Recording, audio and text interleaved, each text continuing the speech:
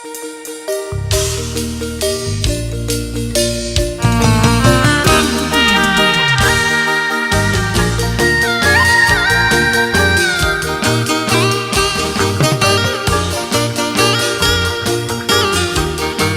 vez más, agradecimiento especial a esta hermosa señorita por representar a nuestro municipio como señorita Deportes.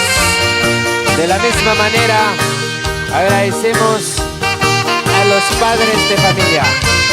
Muchísimas gracias entonces a los padres de familia de esta hermosa señorita por ese apoyo incondicional, y de esta manera entonces está haciendo su ingreso en este recinto como señorita Deportes.